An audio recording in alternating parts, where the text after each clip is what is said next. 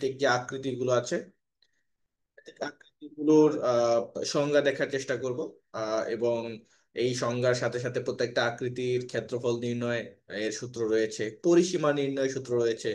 সেই সূত্রগুলো কিভাবে এসেছে, এই সূত্রগুলো কিভাবে কাজ করে, সেই সূত্রের সাথে সম্পর্কিত গণিত বা ম্যাথ প্রবলেম আমরা সলভ করার চেষ্টা করব। ঠিক আছে, এই হচ্ছে আমাদের ক্লাসের মোটামুটি আজকের টপিক। সো সবাইকে আজকের গণিত ক্লাসে স্বাগতম, ওয়েলকাম টু ম্যাথ ক্লাস। আমি পরিচয়, আমার লাস্ট লাস্ট ক্লাসে আমার সাথে যারা রয়েছেন তারা সবাই আমাকে ওই দিন লিখেছেন, আর তারপর নতুন যারা আছেন তাদের সাথে আমি পরিচয় দিয়ে নিচ্ছি। আমি কাজী গোলাম মাহবুব, আমি ex cadet Comilla cadet college 2009 না না 2009-2015 ব্যাচ।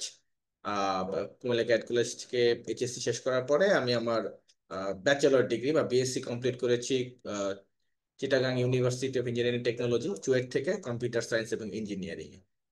এখন অন্যান্য কাজের পাশাপাশি আহ, আপনাদের সাথে একটু সময় স্পেন্ড করার চেষ্টা করি। আমি যা জানি সেটা আপনাদেরকে জানানোর চেষ্টা করি, আপনারা যা জানেন সেটাও আমি জানার চেষ্টা করব।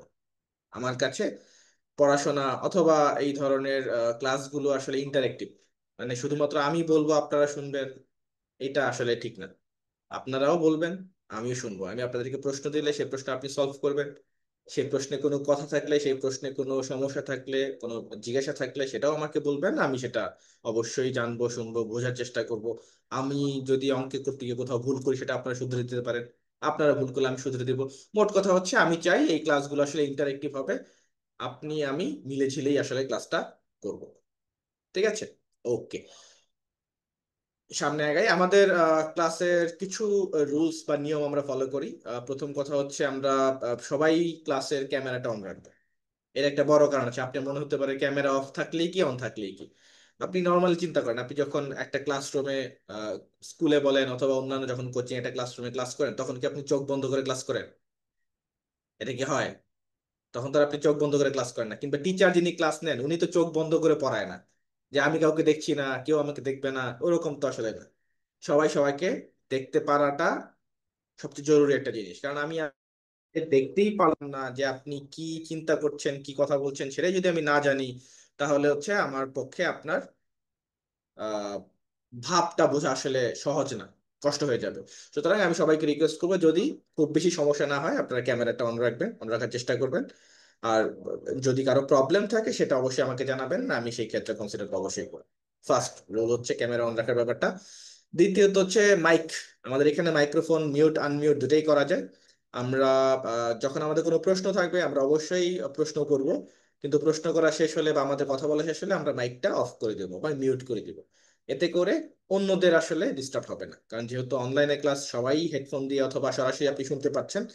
সো এই জায়গাতে যদি আনওয়ান্টেড শব্দ বা অনেক বেশি আওয়াজ হয় সেই ক্ষেত্রে সবার আসলে ডিস্টার্ব। সো এই ব্যাপারটা আমরা একটু ফলো করব। থার্ডলি, 3 নম্বর হচ্ছে হ্যান্ড রেজ করা। আমাদের জুমে হ্যান্ড রেজ করা একটা বাটন আছে। আপনি ওই জুমে বাটনটা প্রেস করলে হ্যান্ড রেজ বা হাত তোলার একটা ইমোজি আসলে চলে আসে। ওটা হলে কি হয়, আমি যদি আপনার কোনো প্রশ্ন থাকে আপনি হ্যান্ড রেজ করলে আমি আসলে দেখতে পারি যে কার প্রশ্ন আছে, সরাসরি আমি তার কাছে চলে যেতে। এখন যদি কারো বা নতুন, যে যদি এমন কেউ আছেন যে আমি নতুন, ফার্স্ট টাইম বা একদম শুরু শুরু নতুন নতুন জুম ইউজ করছি, আমি আসলে শিওর না কোথায় হ্যান্ড রেজের বাটনটা আছে। সো সেই দিক থেকে চিন্তা করলে আপনি বাটনের সব দরকার নেই, আপনি জাস্ট মাইকটা অন করে আমাকে বললে হবে যে স্যার এই জিনিসটা বুঝি নাই, বা sir I have a question, এইভাবে একটু সমস্যা হচ্ছে, আমি সেটা সলভ করার চেষ্টা করবো। আর সবচেয়ে ইম্পর্টেন্ট জিনিস হচ্ছে খাতা কলম সবাই পাশে রাখবেন। কারণ অঙ্ক আমি যা করব, আমি 2 লাইন আমি করে 3 লাইন আপনাকে করতে দেবো, অর্ধেক অঙ্ক আমি করবো বাকি অর্ধেক আপনি করবেন। বললাম না, মিলে ঝিলে অঙ্ক করবো, আমি করে দেবো আর আপনি দেখে দেখে তুলে ফেলবেন, এটা তো আলাদা হবে না। আপনি তো অঙ্ক করতে হবে, বুঝতে হবে, আমি তো আর আপনার বৃত্তি পরীক্ষা দিয়ে আসবো না। তো সুতরাং আমি যদি একটা অঙ্ক করি, পরের অঙ্ক আপনাকে করতে দেবো। সো অঙ্ক করার জন্য আপনাকে খাতা কলম রাখা প্রয়োজন। এই হচ্ছে আমাদের ক্লাসের রুলস। এর বেশি কোনো কিছু না, একেবারে সিম্পল রুলস। আহ বাকিটা ক্লাসের মধ্যেই আসলে চলে যাবে। আমরা আর দেরি না করে ক্লাসে চলে যাই। আচ্ছা, আজকে আমাদের ক্লাসের টপিক হচ্ছে পরিমিতি, যেটাকে আমরা জিওমেট্রি বা ইংরেজিতে জ্যামিতি বা জিওমেট্রি আকারেই বলি। মেনলি এরিয়া বা ক্ষেত্রফল সম্পর্কিত সমস্যা। এখন পরিমিতি জ্যামিতির একটা বড় পার্ট। সেইখানে যাওয়ার আগে আহ আমি অল্প কিছু কথা বলে নিই। যেমন পরিমিতি তো, আমি একটু আগে বললাম পরিমিতি হচ্ছে সরাসরি জ্যামিতির পার্ট। এখন জ্যামিতি যদি বলি, আপনারা কি কেউ আমাকে বলতে পারবেন জ্যামিতি শব্দের ফুল মিনিং কি? যে অর্থ ভূমি আর মিতি অর্থ পরিমাপ, অর্থাৎ ভূমির। ভূমির পরিমাপ, এটা আমরা একদম আমাদের বইয়ের জ্যামিতি চ্যাপ্টারের শুরুতেই থাকে, যে যে অর্থ হচ্ছে ভূমি, আর মিতি মানে হচ্ছে পরিমাপ, হচ্ছে পরিমাপ। যদি কি ইংলিশ ভার্সনে থাকেন সেই ক্ষেত্রে জিওমেট্রি বলি আমরাকে, জিওমেট্রি। জিও মিন্স হচ্ছে ল্যান্ড, আর মেট্রি মিন্স হচ্ছে মেজারমেন্ট, মানে measurement of the land. So জ্যামিতির একটা পার্ট হচ্ছে পরিমিতি, যেখানে আমরা সরাসরি কোন একটা ক্ষেত্রফল, কোন একটা আবদ্ধ ক্ষেত্র, কোন একটা জায়গার মাপ নিয়ে আসলে কাজ করি, এই ধরনের ক্ষেত্রকে আসলে পরিমিতি বলা হয়। এখন জায়গার মাপ বলতে আমাদের সাধারণত ক্ষেত্রফল বলে একটা ব্যাপার আছে, তারপরে পরিসীমা বলে একটা ব্যাপার আছে। আমরা আজকে মূলত ক্ষেত্রফল এবং পরিসীমা এই দুইটা জিনিস নিয়েই কাজ করব। ক্ষেত্রফল কি জিনিস, পরিসীমা কি জিনিস, সেটা আমরা আস্তে আস্তে জানার চেষ্টা করবো, বোঝার চেষ্টা করবো। ওকে, প্রথমে আসি ত্রিভুজ। ত্রিভুজের ক্ষেত্রফল যাওয়ার আগে আমি আপনাকে জিজ্ঞেস করি, ত্রিভুজ বলতে কি বোঝে? এনিওয়ান? ত্রিভুজ কাকে বলে? তিনটি সরলরেখা দ্বারা আবদ্ধ আবদ্ধ ক্ষেত্রকে দ্বারা ত্রিভুজ বলে। ত্রিভুজ বলে। ওকে, ত্রিভুজের সংজ্ঞাতে কয়েকটা জিনিস স্পষ্ট। প্রথম কথা হচ্ছে তিনটি সরল রেখা, দ্বিতীয় কথা হচ্ছে আবদ্ধ ক্ষেত্র। এই জিনিসটা, এই দুটা কথা খুবই জরুরি। তিনটি রেখা লাগবে। ত্রিভুজ হবে, ত্রি মানেই হচ্ছে তিন, ভুজ মানে হচ্ছে বাহু বা হাত। সুতরাং যেই জ্যামিতিক আকৃতির তিনটি বাহু থাকে তাকে ত্রিভুজ বলা হবে, যদি সেই তিনটি বাহু দ্বারা সে আবদ্ধ থাকে। আবদ্ধ মানে কি? আবদ্ধ মানে বদ্ধ অবস্থায়। কথার কথা হচ্ছে, যেমন আমরা যদি এই জিনিসটা আঁকার চেষ্টা করি, যে একটা ত্রিভুজ আঁকি, এখানে একটা বাহু আঁকলাম, এখানে একটা বাহু আঁকলাম, এখানে একটা বাহু আঁকলাম, তিনটি বাহু। দেখেন মাঝখানে কিন্তু একটা আবদ্ধ। শুধুমাত্র তিনটি বাহু হলেই কিন্তু ত্রিভুজ হয় না। আমি যদি একটা বাহু এখানে আঁকি, একটা বাহু এখানে আঁকি, আর একটা বাহু এখানে আঁকি, এটা কি ত্রিভুজ হবে? হবে না তো। তো এটাতে ভাঙা ভাঙা, এটা কি হয়েছে, এটার কোনো মানে আমি নেই, এটা অদ্ভুত একটা ব্যাপার হয়ে গেছে। সুতরাং শুধুমাত্র তিনটি বাহু হলেই হবে না, অবশ্যই তিনটি বাহুর পাশাপাশি আমার এই তিনটি বাহু দ্বারা ক্ষেত্রটি অবশ্যই আবদ্ধ হতে হবে, বদ্ধ হতে হবে। বদ্ধ না হলে ত্রিভুজ আঁকা সম্ভব না। এবং এটা খেয়াল রাখেন যে আবদ্ধ ক্ষেত্র বানানোর জন্য, আবদ্ধ ক্ষেত্র বানানোর জন্য কমপক্ষে, কমপক্ষে আপনার তিনটি বাহু প্রয়োজন। তিনটি বাহু ছাড়া আপনি আবদ্ধ ক্ষেত্র বানাতে পারবেন না। আপনি দুটি বাহু দিয়ে আবদ্ধ ক্ষেত্র বানানো সম্ভব? আসসালামু কখন? আলাইকুম স্যার। ওয়ালাইকুম আসসালাম। ওকে, দুটি বাহু দ্বারা কি আপনি কখনো আবদ্ধ ক্ষেত্র বানাতে পারবেন? Is it possible? কখনোই পসিবল না। আপনি এখানে একটা বাহু আঁকলেন, এখানে একটা বাহু আঁকলেন, তো এখানে তো আপনার খালি রয়ে গেল। দুটি বাহু দ্বারা আবদ্ধ ক্ষেত্র কখনোই বানানো যায় না। সুতরাং সর্বনিম্ন বা সবচেয়ে কম, মিনিমাম কমপক্ষে আপনার তিনটি বাহু প্রয়োজন আবদ্ধ ক্ষেত্র বানানোর জন্য, এবং তিনটি বাহু দ্বারা আবদ্ধ ক্ষেত্র কি বলা হয়? ত্রিভুজ। ওকে, এখন ত্রিভুজ বিভিন্ন রকমের হয়ে থাকে। বাহুর উপর ভিত্তি করে ত্রিভুজকে তিন ভাগে ভাগ করা যায়, কোণের উপর ভিত্তি করে তিন ভাগে ভাগ করা যায়। আমরা ওই বিস্তারিত গেলাম না, সেগুলো ক্লাস 6 এর পড়া, অথবা পরবর্তী ক্যাডেট কলেজ প্রিপারেশন নিলে সিনিয়র ক্লাসের পড়া, সেটা আপনার আপাতত না, ওইদিকে না গেলেও কোনো প্রবলেম হবে না, বৃত্তি পরীক্ষা এটা আসবে না বা এই ধরনের প্রশ্ন আসে না। এখন ত্রিভুজ যেহেতু একটা ক্ষেত্র, ত্রিভুজ যেহেতু একটা আবদ্ধ ক্ষেত্র, ধরলাম এখানে একটা, কথার কথা এটা ত্রিভুজ, তো আঁকা বাঁকা হয়ে যাচ্ছে।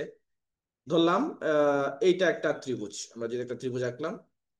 এখন এই আবদ্ধ ক্ষেত্র যেহেতু, যেহেতু এই জায়গাটা বদ্ধ, এই বদ্ধ জায়গার একটি ক্ষেত্রফল, মানে এই ভিতরের জায়গাটার পরিমাপ কতটুকু, এই অংশ বের করা সম্ভব। একটা জমির বা জায়গার অথবা তলের আকৃতি বা আকার কতটুকু, সেই অংশটুকুই বলা হয় ক্ষেত্রফল। এখন শুধুমাত্র সেটা ত্রিভুজের না, যত ধরনের আবদ্ধ ক্ষেত্র আছে সব ধরনের আবদ্ধ ক্ষেত্রেরই ক্ষেত্রফল নির্ণয় করা সম্ভব। সুতরাং আমাদের সব ধরনের, যেহেতু আবদ্ধ ক্ষেত্রে ক্ষেত্রফল নির্ণয় করা সম্ভব, সেই ক্ষেত্রে আমরা কিছু সূত্র ব্যবহার করতে পারি। সেই সূত্রগুলো আমাদের বিভিন্ন প্রমাণের উপর ভিত্তি করে এসেছে। যেমন ত্রিভুজের ক্ষেত্রে যদি আমরা চিন্তা করি, আমরা একটু বিস্তারিত দেখি। এখানে আমরা একটা ত্রিভুজ এঁকেছি, জাস্ট আমি জিজ্ঞাসা করার জন্য জিজ্ঞাসা করা, কেউ কি বলতে পারবেন এটা কোন ধরনের ত্রিভুজ? জানলে ভালো, না জানলে কোনো সমস্যা নেই। কেউ বলতে পারবেন কোন ধরনের? সমকোণী না সম সমকোণ? সমকোণী সমদ্বি ত্রিভুজ। সমকোণী ত্রিভুজ, গুড, ভেরি গুড। সমকোণী ত্রিভুজ আমি আগে বলেছি, না জানলে কোনো সমস্যা নেই, জাস্ট জানার জন্য। আমাদের ত্রিভুজ ওই আমাদের টোটাল 6 ভাগে ভাগ করা যায়। তিন ভাবে হচ্ছে কোণ ভেদে 3 প্রকার। কোণ ভেদে আমাদের ত্রিভুজ 3 প্রকার, একটাকে বলা হয় সমকোণী, একটাকে বলা হয় সূক্ষ্মকোণী, আরেকটাকে বলা হয় স্থূলকোণী। আমি একবার লিখলাম না। বাহু ভেদেও 3 ভাগে ভাগ করা যায়, সমবাহু, সমদ্বিবাহু এবং বিষমবাহু। 3 ভাগে ভাগ করা সম্ভব। এই যে ত্রিভুজটা আঁকা আছে, এই ত্রিভুজের সমকোণী ত্রিভুজ, জাস্ট আঁকার জন্য আঁকা সমকোণী ত্রিভুজ। যে কোনো ত্রিভুজের ক্ষেত্রফল বের করার জন্য একটা জেনারেল একদম বেসিক একটা ফর্মুলা আছে। সেই ফর্মুলাটা, ত্রিভুজ ক্ষেত্রে ক্ষেত্রফল বের করার ফর্মুলা কেউ জানেন? সূত্র ইয়েস স্যার। বলেন তো দেখি। ভূমি গুণ উচ্চতা ভাগ 2। ভূমি গুণ উচ্চতা ভাগ 2, গুড, ভেরি গুড। দেখেন, ত্রিভুজের ক্ষেত্রফল নির্ণয় সূত্র আছে এরকম, যে ভূমি বা প্রস্থ, যাই বলেন না কেন, ভূমি বা প্রস্থ পাশাপাশি যেটা থাকে এটাকে আমরা ভূমি বলি বা প্রস্থ বলতে পারি। ভূমি বা প্রস্থ গুণন উচ্চতা, উচ্চতা হচ্ছে উপর থেকে নিচ পর্যন্ত যে লম্বা দাগটা বা লম্ব আঁকি সেটাকে বলে উচ্চতা, ভাগ 2। 2 দিয়ে ভাগ করা যায় কথা, 2 ভাগের 1 দিয়ে গুণ করা আসলে একই কথা। আপনি এই জিনিসটাকে এভাবেও লিখতে পারতেন, যে ভূমি, সরি, এটাকে আমরা এভাবে লিখতে পারতাম যে ভূমি গুণ উচ্চতা সম্পূর্ণটাকে ভাগ 2, এটা যেই কথা। এই ভূমি গুণ উচ্চতাকে আপনি যদি 2 ভাগের 1 দিয়ে গুণ করেন, গুণন 2 ভাগের 1, কথা আসলে একটাই, কারণ 2 তো নিচে। তো আলটিমেটলি ভূমি গুণ উচ্চতা ভাগ 2, এই হচ্ছে আমাদের ত্রিভুজ ক্ষেত্রের ক্ষেত্রফলের সূত্র। এখন আমি যদি এখানে যে চিত্রটা আছে, এই চিত্র থেকে ভূমি কোনটা উচ্চতা কোনটা বের করতে চাই, ভূমি সাধারণত আমাদের নিচে যে অংশটা থাকে এটাকে বলা হয় ভূমি। উচ্চতা হচ্ছে এই বিন্দু থেকে একদম উপরের যে কোনো ত্রিভুজের ত্রিভুজের উম, কোণ 3টি, এটা তো জানেন। ত্রিভুজের মধ্যে 3টি কোণ আছে, এখানে একটি কোণ, এখানে একটি কোণ, এখানে একটি কোণ। সাধারণত যেইখানে যেই যেই বিন্দুতে কোণ তৈরি হয়, আমি একটু অন্যভাবে বলি, এখানে দেখেন, একটি কোণ এ বিন্দুতে আছে, একটি কোণ বি বিন্দুতে, আর একটি কোণ সি বিন্দুতে। যে কোনো ক্ষেত্রে যেই সব বিন্দুতে কোণ উৎপাদন হয় বা কোণ উৎপন্ন হয় এদেরকে বলা হয় শীর্ষবিন্দু। এটা আপনারা লিখে রাখতে পারেন, হয়তো কাজে লাগতে পারে। যেসব বিন্দুতে কোণ উৎপন্ন হয় একে বলা হয় শীর্ষ বিন্দু, শীর্ষ বিন্দু। তাহলে ত্রিভুজে যেহেতু কোণ 3টি, তাহলে 3টি কোণ হলে শীর্ষবিন্দু 3টি।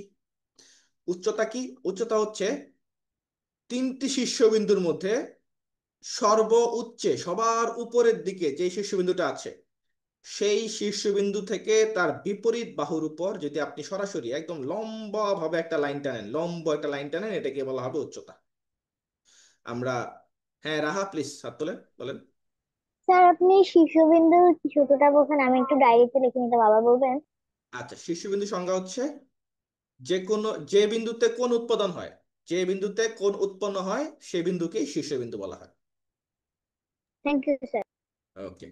এখন সাধারণত ত্রিভুজে যেহেতু 3টি কোণ, সেই হিসাবে আমরা বলতে পারি শীর্ষবিন্দু 3টি। চতুর্ভুজের কোণের সংখ্যা 4টি, তাহলে বলতে পারবো শীর্ষবিন্দু 4টি। পঞ্চভুজের কোণের সংখ্যা 5টি, শীর্ষবিন্দু 5টি। যতটা কোণ ততটাই শীর্ষবিন্দু। ওকে। সো এখানে আমাদের ত্রিভুজ ক্ষেত্রের ক্ষেত্রফল যেহেতু আমরা একবারে বের করে ফেলছি, যে ভূমি গুণ উচ্চতা ভাগ 2। সো ওই দিক থেকে চিন্তা করলে আমাদের ব্যাপারটা সহজ। তবে একটু আগে আমরা শুরু করতে বলেছিলাম যে এই কোণটা বা এই ত্রিভুজটা হচ্ছে একটা সমকোণী ত্রিভুজ। সমকোণী ত্রিভুজ, সমকোণী ত্রিভুজের ক্ষেত্রে, শুধুমাত্র সমকোণী ত্রিভুজের ক্ষেত্রে 3টি বাহুর ভিন্ন ভিন্ন নাম রয়েছে। অন্য কোন ত্রিভুজের 3 বাহুর আলাদা আলাদা কোনো নাম নেই। শুধুমাত্র সমকোণী ত্রিভুজের 3টি বাহুকে ভিন্ন ভিন্ন নামে ডাকা হয়। কি কি? নিচের বাহুটাকে বলা হয় ভূমি, বা ইংরেজিতে বলা হয় বেস। লম্ব যেটা, এটাকে আপনি অল্টিটিউড বলতে পারেন, বাংলাতে বলা হয় লম্ব। ইংরেজিতে অল্টিটিউডের পাশাপাশি এটাকে চাইলে পারপেন্ডিকুলারও বলা যায়,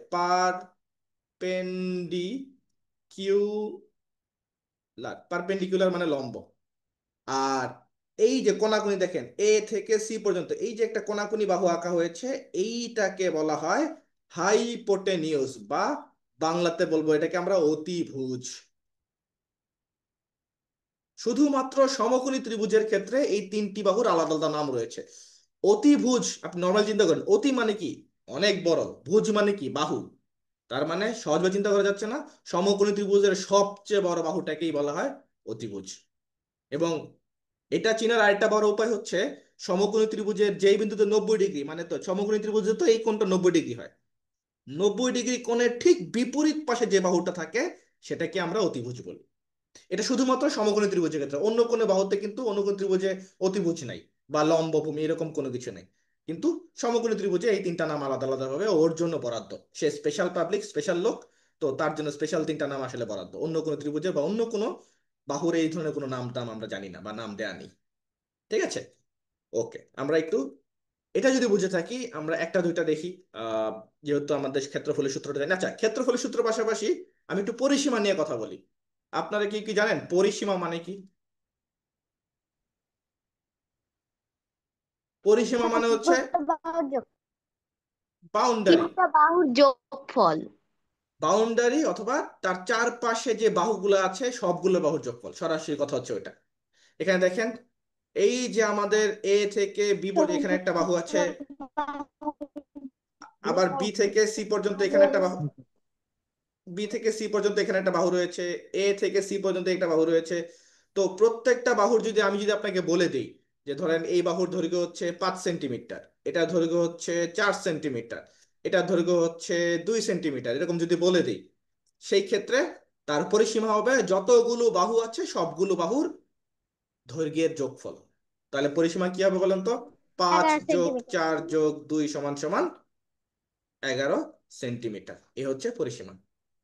ইম্পর্টেন্ট জিনিস হচ্ছে পরিসীমার যেই একক, পরিসীমার একক হচ্ছে আমাদের এই যে বাহুগুলার দৈর্ঘ্য ঠিক যেই এককে থাকে তাই হবে, কারণ এখানে তো আমাদের গুণ বা অন্য কোনো কিছু হচ্ছে না।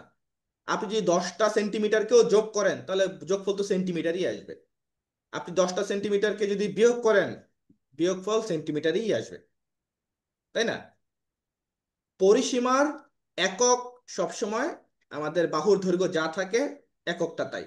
ক্ষেত্রফলের ক্ষেত্রে এককটা আলাদা, সেটা আমরা দেখতেছি। ওকে, দেখেন আমরা একটা ম্যাথ দেখি। এই ম্যাথটা সবাই একটু দেখেন, একটু হয়তো ঝাপসা দেখা যাচ্ছে বাট আমি বলে দিচ্ছি।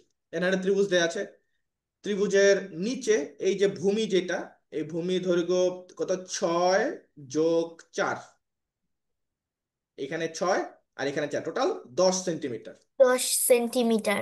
10 সেন্টিমিটার। এর উচ্চতা দেখেন তো কত? উচ্চতা হচ্ছে এই বিন্দু থেকে নিচের বিন্দু পর্যন্ত, এখানে হচ্ছে 5 এখানে 2, টোটাল কত? সাত 7। সেন 7 সেন্টিমিটার। এখন আমি ভূমি জানি 10 সেন্টিমিটার, উচ্চতা জানি 7 সেন্টিমিটার, আমি যদি আপনাকে বলি যে এর মধ্যে সম্পূর্ণ বাঁকা সম্পূর্ণ ত্রিভুজের ক্ষেত্রফল নির্ণয় করো, তাহলে কত কত কত হবে বলেন তো? এই ত্রিভুজের ক্ষেত্রফল, সম্পূর্ণ ত্রিভুজের ক্ষেত্রফল নির্ণয় করলে ক্ষেত্রফল কত হবে বলেন? 35। 35 বর্গমিটার, 35 বর্গ সেন্টিমিটার। এরকমই হবে 35 না? বর্গ কারণ সেন্টিমিটার কারণ আমরা দেখেছিলাম ক্ষেত্রফল হচ্ছে ভূমি গুণন উচ্চতা ভাগ হচ্ছে 2। তাহলে ভূমি পেয়েছিলাম আমরা 10 সেন্টিমিটার, উচ্চতা পেয়েছি আমরা 7 সেন্টিমিটার, আর নিচে তো 2, উপরে কত? 7 × 10 = 70 ভাগ 2 = 35। এখন আমাকে বলেন এটা কি সেন্টিমিটার নাকি বর্গ সেন্টিমিটার? বর্গ সেন্টিমিটার। বর্গ সেন্টিমিটার। ক্ষেত্রফল, এটা মাথায় রাখেন, ক্ষেত্রফল সবসময় বর্গ এককে হয়। একক যদি সেন্টিমিটার থাকে বর্গ সেন্টিমিটার, একক যদি মিটারে থাকে তাহলে বর্গ মিটার, একক কিলোমিটার থাকলে বর্গ কিলোমিটার। কিন্তু ক্ষেত্রফল সবসময় বর্গ একক যেটা হবে সেটাই। বুঝতে পেরেছি? এখন আমি যদি আপনাকে, এটা তো সহজ হয়ে গেল। এখন আমি যদি আপনাকে বলি এই যে দেখেন এখানে দুই রঙের আসলে আহ, আহ, ত্রিভুজ দেয়া আছে, আমি যদি বলি যে নিচে সাদা রঙের যে ত্রিভুজটা, এই ত্রিভুজের ক্ষেত্রফল নির্ণয় করেন, কত হবে? পারবেন? 10 বর্গ সেন্টিমিটার। 10 বর্গ সেন্টিমিটার। দেখেন তো, 10 বর্গ সেন্টিমিটার। সাদা যে ত্রিভুজটা রয়েছে, ত্রিভুজের ক্ষেত্রফলের সূত্র তো সেম, এটা তো আর পরিবর্তন হবে না, যে ভূমি গুণন উচ্চতা ভাগ 2। তো আমাদের ভূমি যা ছিল, ভূমি তো দুইটা ত্রিভুজ, এখানে দেখেন উপরে যা আছে এতটুকু আর নিচে এতটুকু, এই দুইটা ত্রিভুজের মাঝখানে বা এই ত্রিভুজ বা উপরের অংশটার মাঝখানে ভূমি তো আর আলাদা না। সুতরাং ভূমি যদি আমাদের যা ছিল, ভূমি আমাদের 10ই ছিল। উচ্চতা দেখেন নিচে সাদা ত্রিভুজের উচ্চতা কত? 2 সেন্টিমিটার, তাই না? তাহলে এখানে 2 সেন্টিমিটার, নিচে তো ভাগ 2 ছিল, 2 2 কেটে দেন সমান সমান 10 বর্গ সেন্টিমিটার। এখন আসি প্রশ্নে। সম্পূর্ণটার ক্ষেত্রফল আমরা নির্ণয় করলাম হচ্ছে 35 বর্গ সেন্টিমিটার। সাদাটার ক্ষেত্রফল নির্ণয় করলাম আমরা 10 বর্গ সেন্টিমিটার। তাহলে রঙিন যে অংশটা রয়েছে, রঙিন অংশের ক্ষেত্রফল আসলে কত? কে বলতে পারবেন? 25 বর্গ সেন্টিমিটার। 25 বর্গ সেন্টিমিটার, গুড, ভেরি গুড। কিভাবে হয়েছে? সম্পূর্ণ, একদম পুরো যেই সম্পূর্ণ আছে, সম্পূর্ণ আমাদের ত্রিভুজের ক্ষেত্রফল আমরা নির্ণয় করেছিলাম যে 35 বর্গ সেন্টিমিটার। আবার সাদা রঙের যে ক্ষেত্রটা, এই ক্ষেত্রটার বর্গ ক্ষেত্রফল আমরা নির্ণয় করেছি 10 বর্গ সেন্টিমিটার। এই সাদাটা ছিল 10 বর্গ সেন্টিমিটার। এখন দেখেন তো, সম্পূর্ণ অংশ থেকে সাদা অংশটা যদি আমরা বাদ দিয়ে দেই, তাহলেই রঙিন অংশটা বের হয়ে যাবে না? রঙিন অংশটা কিন্তু কোনো ত্রিভুজ না, কারণ এখানে দেখেন 1 2 3 4টা বাহু রয়েছে, এটা কিন্তু ত্রিভুজ না। আমি শুধু বললাম যে রঙিন ক্ষেত্রের ক্ষেত্রফল নির্ণয় করো। সুতরাং রঙিন ক্ষেত্রের ক্ষেত্রফল হচ্ছে সম্পূর্ণ ত্রিভুজের ক্ষেত্রফল মাইনাস সাদা ত্রিভুজের ক্ষেত্রফল সমান সমান 25 বর্গ সেন্টিমিটার। এরকম যদি পরীক্ষা প্রশ্ন আসে, পারা যাবে না? সহজ না এটা? সম্পূর্ণটা বের করলেন, এরপর একটা অংশ Yes. বাদ দিলেই বাকিটা বের হয়ে যাবে। এইটা তো আপনাদেরকে আমি করতে হেল্প করলাম। আপনারা যে কাজ করবেন, আমাকে আপনারা এই ম্যাথটা নিজেরা করে দেখাবেন যে এই ম্যাথের ক্ষেত্রফল কত। এখানে প্রশ্ন হচ্ছে দুইটা। প্রথমত আপনি বের করবেন, প্রশ্ন একটাই। প্রশ্ন হচ্ছে এই যে রঙিন, এই যে রঙিন ক্ষেত্র, আমি প্রশ্ন লিখে দিই যে রঙিন, এটা তো ত্রিভুজ, রঙিন ক্ষেত্রের ক্ষেত্রফল নির্ণয় করো। ক্ষেত্রফল কত? দেখেন, বাকি সবকিছু এখানে দেয়া আছে। আপনার এই ম্যাথ করার জন্য যত যত তথ্য উপাত্ত দরকার সবকিছু এখানে দেয়া আছে। তার চ্যাট বক্সে উত্তর দিলে হবে না? হ্যাঁ হবে, সমস্যা নেই, আপনি চ্যাট বক্সে উত্তর দেন, কোনো সমস্যা নেই। স্যার ডিরেক্ট আপনাকে পাঠাবো? হ্যাঁ এখানে এটা ওপেন করা আছে, ওপেন করা আমার কি পাঠাতে পারবেন, সমস্যা নেই।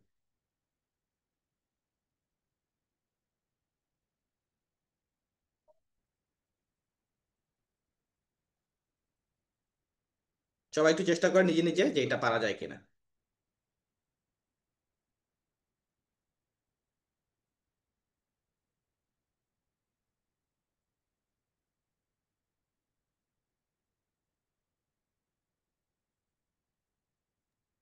স্যার আপনার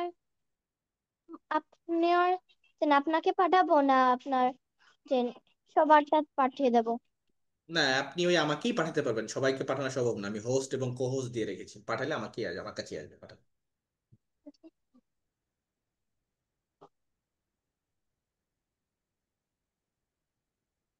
ওকে, রাহা পাঠিয়েছে, এরপর জাহিন পাঠিয়েছে, তাইবা, জাহিন তাইবা পাঠিয়েছে, রাহা পাঠিয়েছে।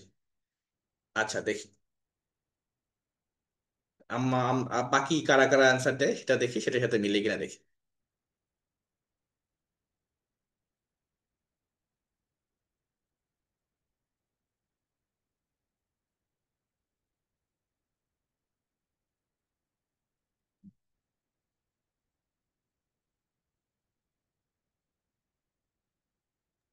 স্যার উত্তর হয়েছে কি? জাহিন যেটা পাঠিয়েছেন, হ্যাঁ জাহিনের উত্তর ঠিক আছে। রাহা আরেকটু মনোযোগ দিয়ে দেখেন, একটু মনে হয় ভুল করে ফেলেছেন, আরেকবার দেখেন তো।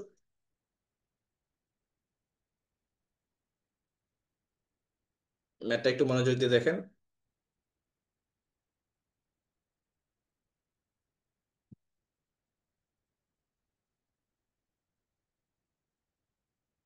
এখানেও কিন্তু সেম আমাদের। আচ্ছা, আহ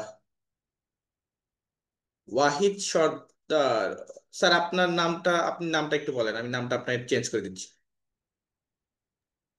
সারা। কি? সারা। সারা? জি। SARA, তাই তো? ইয়েস।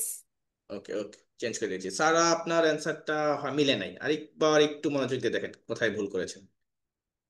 আচ্ছা, এখানে কিন্তু দুটি ত্রিভুজ দেয়া, মূলত রঙিন অংশটা একটা ত্রিভুজের অংশ, সাদা অংশটা ত্রিভুজের অংশ। তা আমাদের যদি রঙিন ক্ষেত্রের ক্ষেত্রফল বের করতে হয়, প্রথমে যে কাজ করব, সম্পূর্ণ ত্রিভুজের ক্ষেত্রফল বের করব, যেটা বের করা সম্ভব, কারণ এখানে দেখেন উচ্চতা দেয়া আছে ত্রিভুজের, সম্পূর্ণ ত্রিভুজের উচ্চতা 12 সেন্টিমিটার, ভূমি হচ্ছে 10 সেন্টিমিটার।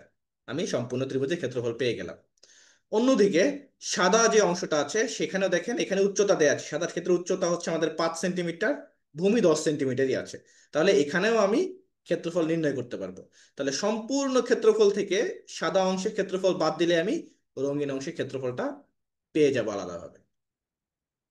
ওকে, অমৃতা অ্যান্সার দিয়েছে, গুড, ভেরি গুড। আচ্ছা, আমি আপনাদের সাথে একটু করি, আপনারা যারা অলরেডি করেছেন গুড, ভেরি গুড, তারপরে আমি একটু করার চেষ্টা করি, দেখি মিলে কিনা আপনাদের সাথে। দেখেন, প্রথমেই আমরা যে কাজটা করব, সমগ্র ত্রিভুজ ক্ষেত্রের ক্ষেত্রফলটা নির্ণয় করার চেষ্টা করব। ঠিক আছে, দেখেন, আমাদের সমগ্র ত্রিভুজ ক্ষেত্রের ক্ষেত্রফলটা যে নির্ণয় করি, সমগ্র ত্রিভুজের উপর থেকে নিচ পর্যন্ত উচ্চতা দেওয়া আছে 12 সেন্টিমিটার। তাহলে আমরা এটা কিভাবে লিখবো, যে আমরা জানি। আচ্ছা, কে অ্যান্সার দিয়েছে? আয়ান অ্যান্সার দিয়েছে, গুড, ভেরি গুড। আচ্ছা, প্রথম লিখবো যে আমরা জানি ত্রিভুজ ক্ষেত্রের ক্ষেত্রফল, ত্রিভুজ ক্ষেত্রের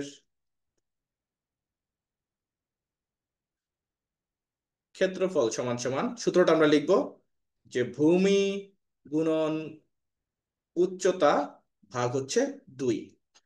তাহলে আমাদের ভূমি হচ্ছে 10 সেন্টিমিটার, উচ্চতা হচ্ছে 12 সেন্টিমিটার, আর ভাগ হচ্ছে এখানে 2। দেখেন তো, 2 দিয়ে যদি আমি 12কে কাটি, আসবে 6, 6 × 10 = 60 বর্গ সেন্টিমিটার, কারণ যেহেতু সেন্টিমিটার আছে। সমগ্র ত্রিভুজের ক্ষেত্রফল হচ্ছে 60 বর্গ সেন্টিমিটার। আবার সেম, ছোট্ট যে সাদা অংশে বা সাদা ত্রিভুজের ক্ষেত্রফল আমরা লিখতে পারি, সাদা ত্রিভুজের ক্ষেত্রফল সমান সমান, দেখেন এটাও তো ভূমি গুণ উচ্চতা ভাগ 2। তাহলে এখানকার ভূমিও দেখেন 10 সেন্টিমিটার, গুণ উচ্চতা, এই সাদা ত্রিভুজের উচ্চতা কত দেখেন, 5 সেন্টিমিটার, তাই না? দেখেন তো, আমাদের দেয়া আছে না 5 সেন্টিমিটার। তাহলে 10 × 5 ভাগ 2। এবার 2 দিয়ে যদি আমি 10কে কাটি, আসবে 5, 5 5 কত, 25 বর্গ সেন্টিমিটার।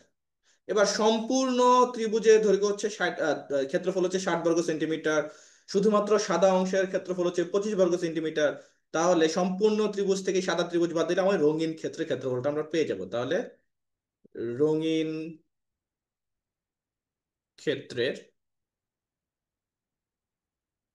ক্ষেত্রফল সমান আমরা লিখতে পারি যে 60 বিয়োগ 25 বর্গ সেন্টিমিটার। তাহলে 60 থেকে 25 চলে গেলে কত থাকে, 35 বর্গ সেন্টিমিটার। এই হচ্ছে আপনাদের অ্যান্সার। মিলেছে? যাদের সাথে অ্যান্সারটা মিলেছে, ভেরি গুড। যারা মিলে নাই, একটু একটু ভুল করেছেন ছোটখাটো, তারা একটু দেখেন যে কোন জায়গায় আপনার আসলে ভুল হয়েছে, বা আমার সাথে কোথায় আসলে আপনার অমিল, তাহলে ভুলটা বের হয়ে যাবে। স্যার, এত বড় করে না লেখে আমার যদি শুধু এখানে 12 থেকে 5 বিয়োগ দিয়ে আমরা 7 সেন্টিমিটার পেয়ে যেতাম উচ্চতা, তাহলে একবারেই হয়ে যেত। হ্যাঁ, ওটাও করা যায়, ওটাও আমি এখানে ভেঙে করিয়েছি যাতে আপনি পয়েন্টগুলো আলাদা আলাদা বুঝতে পারেন যে এক্স্যাক্টলি ঘটনা কি রয়েছে। আপনি যেটা বলেছেন ওইটা একেবারে খুবই স্মার্ট একটা অ্যান্সার। কারণ আমাদের আহ, এই একদম উপর থেকে এই বিন্দু থেকে এই বিন্দু পর্যন্ত উচ্চতা তো আমার 12 সেন্টিমিটার। তো এর মধ্যে যদি আমি এই সাদা যে অংশটা, এইটার উচ্চতা যদি আমি বাদ দিয়ে দেই, মানে 5 সেন্টিমিটার বাদ দিয়ে দেই, তাহলে বাকি যতটুকু আছে এর তো আমি উচ্চতা পেয়ে যাব। তো ভূমি তো এটার ক্ষেত্রে রয়েছে। তো সেই ক্ষেত্রে আমি তাহলে ওই তখন 7 × 10 ভাগ 2, 5, 5 7 35, একবারে উত্তর পেয়ে যাই। This is a very clever and very smart answer. এখন আমি যেটা করেছি এটা হচ্ছে কনভেনশনাল নিয়ম, মানে আপনি যদি কোনো কারণে ওই বিয়োগ করার ব্যাপারটা আপনার মাথায় নাও থাকে বা নাও বোঝেন, আপনি জাস্ট এই সিস্টেমে, ন্যাচারাল যেটা স্বাভাবিক সিস্টেম, এভাবে করে দিলে অঙ্ক মিলে যাওয়ার কথা। এরপরে বিভিন্ন ভাবে আসলে করা যায়, বিভিন্ন ধরনের বিভিন্ন রকমের ট্রিক্স টিপস এবং স্মার্টলি অ্যান্সার করা যায়। Very good. জাহিন যেটা বলেছেন এটা খুবই স্মার্ট একটা অ্যান্সার, ওটা ডেফিনেটলি হবে। বাট সবাই যদি, অনেকেই আছে ওটা তাড়াহুড়া করে মানে একটু মানে চিন্তায় পড়ে যায় যে কেন আমি বিয়োগ করবো, বিয়োগ করলে আমি উচ্চতা পেলাম তাহলে ভূমি কই। সো ওই দিকটি চিন্তা করলে আমাদের অনেক সময় একটু কনফিউশন চলে আসে, তাই আমি বড় করে করেছি। বুঝতে পেরেছি জাহিন? আপনার উত্তর ডেফিনেটলি ঠিক আছে, অ্যান্সার ডেফিনেটলি কারেক্ট। ওকে, ওকে স্যার। আমরা নেক্সট ম্যাথটাতে যাই। ত্রিভুজের দুইটা ম্যাথ করলাম, এখন আমরা যে কাজ করব, আমরা একটু ত্রিভুজের বাইরে গিয়ে অন্য অন্য যে বর্গক্ষেত্র বা আয়তক্ষেত্র এই ব্যাপারে আমরা একটু বিস্তারিত দেখে নিই। দেখেন, আমাকে বর্গক্ষেত্রের সংজ্ঞা কে দিবেন বলেন? দৈর্ঘ্য গুণ এক বাহুর দৈর্ঘ্য গুণ এক বাহুর দৈর্ঘ্য বর্গ একক। হুম হুম হুম। বর্গক্ষেত্র কাকে বলে? ও কাকে বলে? যে ত্রিভুজের 4টি বাহু আছে এবং এবং প্রত্যেকটি কোণ 90 ডিগ্রি, তাকে তাকে বর্গ বলে। আচ্ছা, আয়ান বলেন দেখি। যে চতুর্ভুজের 4টি বাহু পরস্পর সমান এবং প্রত্যেকটি কোণ সমকোণ তাকে বর্গক্ষেত্র বলে। ওকে, ফাইন। আর আর কেউ? জাহিন তাড়াহুড়া করে বলতে গিয়ে আপনি বলে ফেলেছেন যে ত্রিভুজের 4টি বাহু আছে, যে চতুর্ভুজ হবে। ওকে, এখানে আহ বর্গক্ষেত্রের সংজ্ঞা দেওয়ার জন্য দুজনেই কারেক্ট, তবে কয়েকটা ব্যাপার একটু মাথায় রাখতে হয়। প্রথমত, বর্গক্ষেত্র এক ধরনের চতুর্ভুজ, তাই না? 4টি বাহু দ্বারা আবদ্ধ ক্ষেত্র। ফার্স্ট কথা হচ্ছে এর একটা চতুর্ভুজ। এই চতুর্ভুজের 4টি বাহু সমান ও সমান্তরাল, এই কথাটা বলতে হয়। সমান ও সমান্তরাল, এবং লাস্টলি কোণগুলো 90 ডিগ্রি বা সমকোণ। এই 3টি শর্ত আমাদের সংজ্ঞার মধ্যে রাখতে হয়। তাহলে আমি যদি সাজিয়ে বলি, যে চতুর্ভুজের 4টি বাহু সমান এবং সমান্তরাল এবং প্রত্যেকটি কোণ 90 ডিগ্রি বা সমকোণ, তাকে বলা হয় বর্গক্ষেত্র। বুঝতে পেরেছি? এখন এক আমি আপনাদেরকে একটা সহজ নিয়ম বলে দেই। বর্গক্ষেত্র, আয়তক্ষেত্র, রম্বস, সামান্তরিক, এই 4টার মধ্যে আপনাকে বসে বসে 4টারই সংজ্ঞা মুখস্থ করার কোনো প্রয়োজন নেই। একটা সংজ্ঞা আপনি খুব ভালো করে মনে রাখেন, মুখস্থ করেন, ওই একটা থেকে আপনি বাকি 4টা আসলে মিলিয়ে মিলিয়ে বের করে ফেলতে পারবেন। কিরকম? দেখেন, চতুর্ভুজের 4টি বাহু সমান ও সমান্তরাল, কোণগুলো 90 ডিগ্রি হলে তাকে বলা হয় বর্গ। এই যে, তাকে বলা হয় বর্গক্ষেত্র। চতুর্ভুজের 4টি বাহু সমান এবং সমান্তরাল, কিন্তু কোণগুলো 90 ডিগ্রি যদি না হয়, তাহলে তাকে বলা হবে রম্বস, তাই না? বলেন তো, রম্বস এবং বর্গক্ষেত্রের মধ্যে পার্থক্য কি? রম্বস এবং বর্গক্ষেত্রের পার্থক্য হচ্ছে শুধুমাত্র কোণে। বর্গক্ষেত্রের কোণগুলো 90 ডিগ্রি, রম্বসের কোণ আর নব্বই সে ডিগ্রি না। বিপরীত কোণগুলা সমান। বিপরীত কোণগুলো সমান, বিপরীত কোণের কথা জায়গায় পরে যাচ্ছি, বাট সাধারণত আমাদের সংজ্ঞা যখন দিই, সংজ্ঞাতে আমাদের এতটুকু বললেই হয়ে যায় যে যে চতুর্ভুজের 4টি বাহু সমান এবং সমান্তরাল কিন্তু কোণগুলো সমকোণ নয়, তাকে বলা হয় রম্বস। যে চতুর্ভুজে 4টি বাহু সমান এবং সমান্তরাল কিন্তু কোণগুলো 90 ডিগ্রি, তাকে বলা হয় বর্গক্ষেত্র। তাহলে বর্গক্ষেত্র আর রম্বসের মধ্যে শুধুমাত্র পার্থক্য হচ্ছে কোণে, আর কোনো পার্থক্য নেই। এরপর আসি আয়তক্ষেত্রে। আয়তক্ষেত্রে বিপরীত বাহুগুলো সমান এবং সমান্তরাল। এখানে ছিল 4টি বাহু সমান, আয়তক্ষেত্র হচ্ছে বিপরীত বাহু, এই দুইটা বাহু, এই বাহু দুটো বাহু সমান, এই দুটো বাহু, এই দুটো বাহু সমান, এভাবে আমাদের আয়তক্ষেত্রের সংজ্ঞাটা আসে। আয়তক্ষেত্র এবং বর্গক্ষেত্র, এদের মধ্যে একমাত্র পার্থক্য হচ্ছে বর্গক্ষেত্রের 4টি বাহু বাহু। সমান আর আয়তক্ষেত্রের বিপরীত বাহুগুলো সমান, আর কোনো পার্থক্য নেই।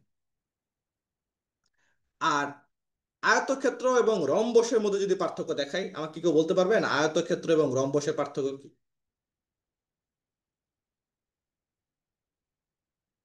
আয়তক্ষেত্র এবং রম্বসের মধ্যে, সরি, রম্বস না, কি বলতে, সরি, আয়তক্ষেত্র এবং সামান্তরিক, ভুল বলছে, আয়তক্ষেত্র এবং সামান্তরিকের পার্থক্য। আয়তক্ষেত্র এবং সামান্তরিকের পার্থক্য হচ্ছে আয়তক্ষেত্রের এত কোণগুলো 90 ডিগ্রি, সামান্তরিকের এবং কোণ 90 ডিগ্রি না, এই পার্থক্য। এখন আমরা যদি সবকিছু মিলিয়ে দেখি, আমরা যা যা বললাম এগুলো মিলে কিনা দেখেন। বর্গক্ষেত্রে এখানে ক্ষেত্রফল সরাসরি দেওয়া আছে, আমরা সংজ্ঞা বললাম। বর্গক্ষেত্রের ক্ষেত্রফল হচ্ছে এক বাহুর দৈর্ঘ্য গুণন আরেক বাহুর দৈর্ঘ্য। আপনারা কি আয়তক্ষেত্রের ক্ষেত্রফল জানেন, যে দৈর্ঘ্য গুণ প্রস্থ, এটা কি আপনারা জানেন? স্যার ওকে, যে আয়তক্ষেত্রের ক্ষেত্রফল হচ্ছে, আমরা জানি, দৈর্ঘ্য গুণন প্রস্থ। ওই বর্গক্ষেত্রের ক্ষেত্রফল আসলে দৈর্ঘ্য গুণন প্রস্থই, কিন্তু ঝামেলাটা হচ্ছে বর্গক্ষেত্রের ক্ষেত্রে সবগুলো বাহু যেহেতু একই রকমের সমান, সেই ক্ষেত্রে দৈর্ঘ্য যা প্রস্থ আসলে তাই। এই কারণে আমরা এরকম এক বাহুর গুণফল যোগ এক বাহুর গুণফল এইভাবে বলে ফেলি। আমাদের সাধারণত বা বর্গক্ষেত্রের ক্ষেত্রফল হচ্ছে, আপনি বাংলা এইভাবে লিখতে পারেন যে এক বাহু গুণন এক বাহু, অথবা আপনি লিখতে পারেন যে এক বাহুর উপরে স্কোয়ার।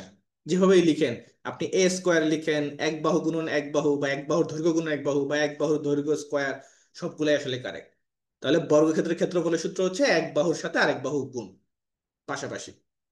এবং পরিসীমা, হ্যাঁ রাহা বলেন প্লিজ। স্যার আপনি একটু কষ্ট করে রম্বস এক্সট্রাক্টরটা আরেকবার লিখে দিতে পারবেন? আমি তখন কেটে গেছিলাম। রম্বসের রম্বসের সংজ্ঞাটা আরেকবার লিখে দিতে পারবেন?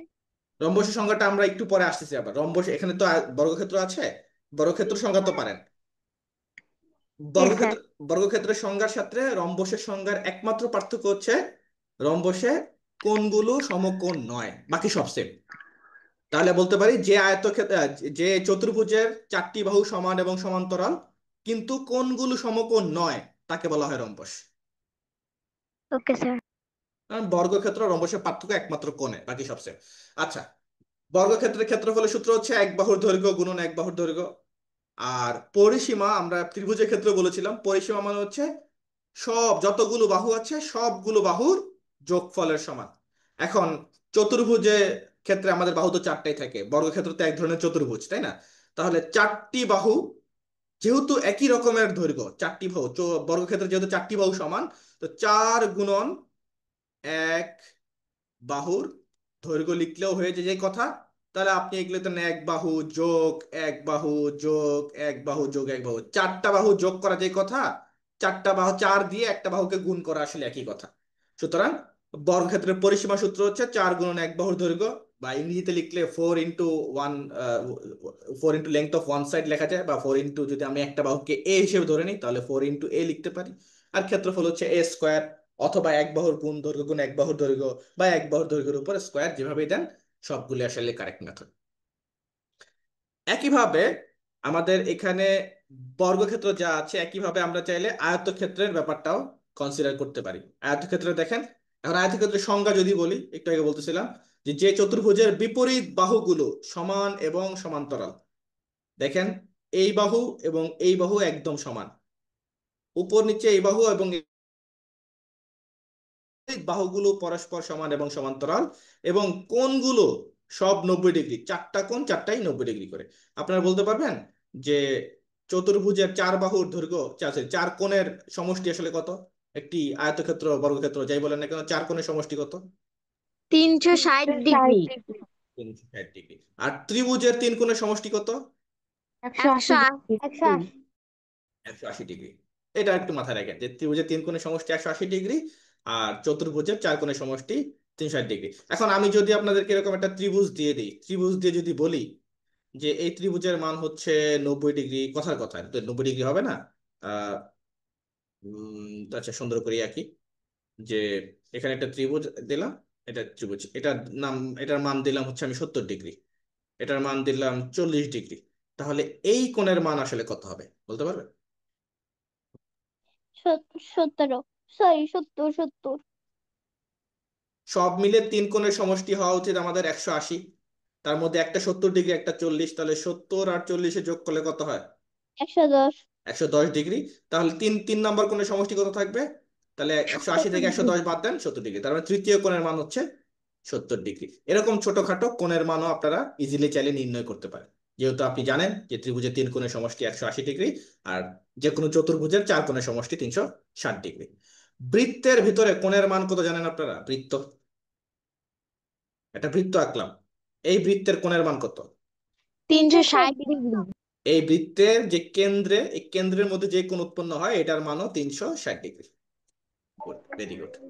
ওকে, স্যার আমি বুঝিনি, আমাকে আরেকবার বুঝাবেন? কোনটা? বৃত্তের ব্যাপারটা? হ্যাঁ স্যার। বৃত্তের মানই হচ্ছে যে একটা বৃত্তের যে কেন্দ্রে যে কোণ তৈরি হয়, ওই কেন্দ্রের কোণের মান হচ্ছে 360 ডিগ্রি। এর কারণ হচ্ছে বৃত্তের কোণ আসলে এরকম, আপনি নর্মাল চিন্তা করেন বৃত্তের কোণ, ধরেন এটা একটা বৃত্ত, আমি এটাকে এটার কেন্দ্র হচ্ছে ধরলাম এই জায়গাতে। তো আমি যদি এখানে একটা সরল রেখা আঁকি,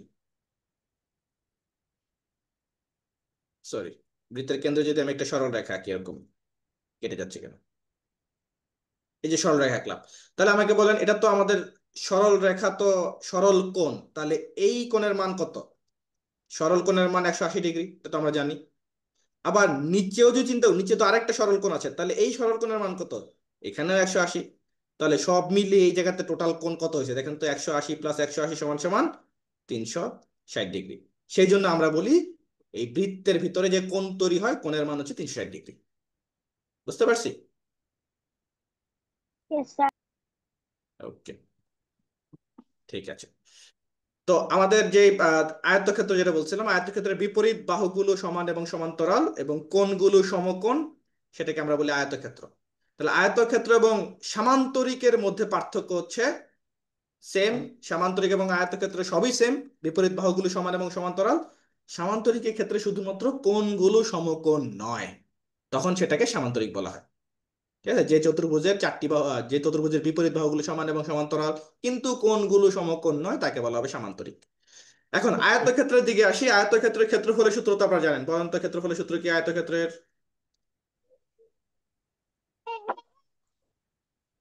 দৈর্ঘ্য, আয়তক্ষেত্রের ক্ষেত্রফল সমান দৈর্ঘ্য গুণন প্রস্থ। দৈর্ঘ্য গুণন প্রস্থ। এই একটা দৈর্ঘ্য মানে আপনি যদি পাশাপাশি ধরেন, এই দৈর্ঘ্যকে আপনি যদি প্রস্থ দিয়ে গুণ দেন, তাহলে আপনি ক্ষেত্রফল পেয়ে যাবেন। পরিসীমার সূত্র কি বলেন? চারটি বাহুর যোগফল। চারটি বাহুর যোগফল। এখন চারটি বাহুর যোগফলের পাশাপাশি আমরা এটাকে একটু স্মার্টলি বলি, সেটাকে আমরা বলি যে দেখেন, চারটি বাহুর মধ্যে এটা তো যদি আমরা দৈর্ঘ্য বলি, এটাকে যদি আমরা প্রস্থ বলি, তাহলে দেখেন দৈর্ঘ্য, এটা দৈর্ঘ্য হলে এটাও দৈর্ঘ্য, এটা প্রস্থ হলে এটাও প্রস্থ। দুইটা দৈর্ঘ্য আর দুইটা প্রস্থ না? তাহলে মূলত ব্যাপারটা কি আসতেছে, যে দৈর্ঘ্য যোগ দৈর্ঘ্য যোগ প্রস্থ যোগ প্রস্থ। তো এটাকে দেখেন দুইটা দৈর্ঘ্য থাকে, তাহলে আমরা এটাকে বলি যে 2 দৈর্ঘ্য প্লাস 2 প্রস্থ। তখন আমরা কি করি, এটাকে কমন নিয়ে সূত্রটা এভাবে হয়ে যায় যে 2 গুণন দৈর্ঘ্য যোগ প্রস্থ, বা দৈর্ঘ্য, একটা দৈর্ঘ্য আর প্রস্থকে যোগ করে আপনি 2 দিয়ে গুণ করলেই বাকিটা বের হয়ে যায়। সো চারটা বাহুকে যোগ করা যে কথা, দৈর্ঘ্য আর প্রস্থকে যোগ করে 2 দিয়ে গুণ করে দিলে আসলে একই কথা হয়, কারণ দুইটা দৈর্ঘ্য আর দুইটা প্রস্থ আসবে, তার মানে চারটা বাহুই চলে আসবে আলটিমেটলি। সো আমরা চাইলে চার বাহুর দৈর্ঘ্য যোগফল তো আমরা বেরই করতে পারি, কিন্তু পাশাপাশি শুধুমাত্র দৈর্ঘ্য প্রস্থ দেয়া থাকলেও অঙ্কটা আমরা করা যায়। কারণ ধরেন আপনাকে পরীক্ষায় শুধুমাত্র এখানে দিল যে আমাদের ক্ষেত্রের দৈর্ঘ্য হচ্ছে ধরলাম 30 সেন্টিমিটার, আর প্রস্থ ধরে নিলাম হচ্ছে 20 সেন্টিমিটার। এখন আমি যদি আপনাকে বলি পরিসীমা নির্ণয় করো, তা আপনি তো বলবেন যে স্যার একটা দৈর্ঘ্য একটা প্রস্থ দেয়া আছে, তো বাহু তো দুইটা হলো, বাকি দুইটা বাহু কোথায়? বাকি দুইটা বাহু এই কারণেই দেয়া হয় নাই, কারণ যেহেতু বিপরীত বাহুগুলো সমান, একটা দৈর্ঘ্য যা আর একটা দৈর্ঘ্য তাই হবে, একটা প্রস্থ যা আর একটা প্রস্থ তাই হবে। সুতরাং এইভাবে আমরা চাইলে পরিসীমা নির্ণয় করে ফেলতে পারি। দেখেন তো আমাদের সূত্রগুলো একটু মিলিয়ে দেখি, যে আয়তক্ষেত্রের ক্ষেত্রফল হচ্ছে দৈর্ঘ্য গুণ প্রস্থ, যেটাকে আমরা ইংরেজিতে বললে area of rectangle, length into with বলতে পারি। আর পরিসীমা সূত্রটা হচ্ছে 2 গুণন দৈর্ঘ্য যোগ প্রস্থ, যেটাকে ইংরেজিতে বললে perimeter of the rectangle, which is 2 into L plus W। এল হচ্ছে লেংথ, ডাব্লিউ হচ্ছে উইথ। বুঝতে পারছি? ক্ষেত্রফল আবার বলি, ক্ষেত্রফলের একক কিন্তু হবে বর্গ একক, আর পরিসীমা একক যা আছে শুধুমাত্র সিঙ্গেল একক, এতটুকুই পরিসীমা। ওকে, এতটুকু যদি ক্লিয়ার থাকে, আমরা আয়তক্ষেত্র থেকে একটু নেক্সট সামনের দিকে আগাই। এই যে একটা অঙ্ক দেখি, এটা বর্গক্ষেত্র আয়তক্ষেত্র যা বললাম, এটা দিয়ে আমরা মিলিয়ে মিলে করতে পারি কিনা একটু চিন্তা করে দেখেন তো। এই সমগ্র ক্ষেত্রের ক্ষেত্রফল যদি আপনাকে বের করতে বলি, তাহলে আপনি কিভাবে বের করবেন, কি মনে হয়? স্যার একবার ইজি। এটা এটা এটা খুবই সহজ, দেখলে যদিও মনে হচ্ছে ওরে বাবা কি কঠিন, ব্যাপারটা আসলে এরকম না। আপনি যে কাজ করতে পারেন, কয়েকটা ভাগে ভাগ করে ফেলতে পারেন। যেমন দেখেন, আমি যদি এখান থেকে একটা রেখা আঁকি, এই বরাবর একটা রেখা আঁকলাম, আবার এখান থেকে একটা বরাবর রেখা আঁকলাম। ঠিক আছে? আচ্ছা, এইভাবে না করে আমরা একটা কাজ করি, উপর থেকে আঁকি। যে যে আপনি উপর নিচ যেভাবে আঁকেন না কেন, দুই ক্ষেত্রেই কারেক্ট। ধরেন আমি উপর থেকেই আঁকলাম, উপর থেকে লম্বা লম্বা করে এখানে আমরা একটি রেখা আঁকার চেষ্টা করলাম, এখান থেকে একটি রেখা আঁকি, এগুলাকে ছোট ছোট অংশে ভাগ করে ফেলি, এখান থেকে একটা রেখা আঁকি। এবার দেখেন বাকিটা আসলে সুন্দর করে ভাগ ভাগ হয়ে গেছে। প্রত্যেকটি এক একটা আয়তক্ষেত্রের মতন, তাই না? যদিও লম্বালম্বি ভাবে দেওয়া, বাট এগুলো তো আয়তক্ষেত্রের মতন। দেখেন আয়তক্ষেত্র, এই আয়তক্ষেত্র আমি যদি বলি এটা এটা যদি আমি বলি প্রথম আয়তক্ষেত্র, এটা দ্বিতীয়, এটা তৃতীয়, এটা চতুর্থ, যদি এইভাবে বলি কথার কথা, তাহলে দেখেন তো প্রথম আয়তক্ষেত্রের দৈর্ঘ্য এবং প্রস্থ কত? দৈর্ঘ্য দেখেন, লম্ব যদি দৈর্ঘ্য হয় 5, প্রস্থ হচ্ছে আমাদের 1, তাহলে 5 গুণন 1 সমান সমান 5 বর্গ কিলোমিটার, তাই হবে না প্রথমটা? Yes sir. প্রথম আয়তক্ষেত্রে দেখেন 5, দৈর্ঘ্য ইয়েস হচ্ছে স্যার। 5 কিলোমিটার, প্রস্থ হচ্ছে 1 কিলোমিটার, তাহলে আমার ক্ষেত্রফল হচ্ছে 5 বর্গ কিলোমিটার, আমরা রাখলাম এটা হচ্ছে আমাদের 5 বর্গ কিলোমিটার। দ্বিতীয়টা দেখেন, দ্বিতীয়টা পাশাপাশি হচ্ছে আমাদের 1 বর্গ কিলোমিটার, তাহলে লম্ব আসলে কত? এবার বলেন লম্বালম্বি কত হবে?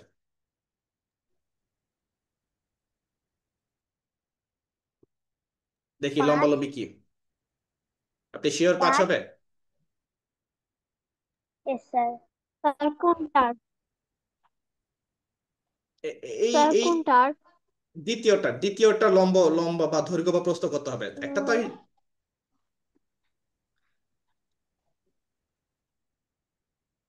4 কিমি।